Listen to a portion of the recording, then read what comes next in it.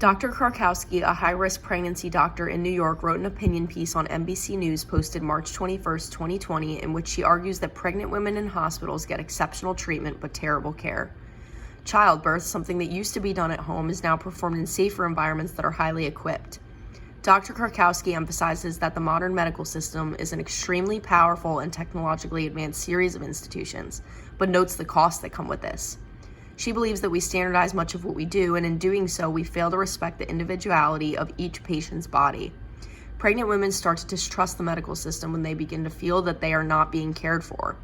Dr. Karkowsky's biggest concern is pregnant women leaving the medical system, since they're abandoning various qualified people who want to help alleviate pain and skilled pediatricians that can resuscitate newborns if necessary.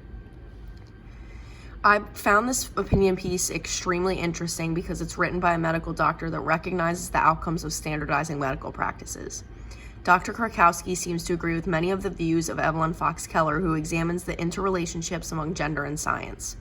The issues that Dr. Karkowsky has are very similar to Keller's belief in the dangers of abiding to models and tacit assumptions when studying science. Becoming so attached to models and standards is extremely ineffective in the science field because learning cannot proceed if we only strive to get things to work as expected. It's critical for scientists to understand that science is not definite and hypotheses can be supported with evidence, not proven. Assuming that models and tacit assumptions are proven will lead scientists to approach problems with a very closed mind and will not progress our current knowledge. Another issue that Dr. Karkowsky and Keller would agree with in relation to standardizing science is failing to acquire a feeling for the organisms of study. Scientists should aim to approach science not as a human looking to solve a problem, but rather as a naked entity looking to get an understanding for the organism of study and the world in which it lives. This is how Dr. Karkowsky suggests that the medical staff ought to care for patients.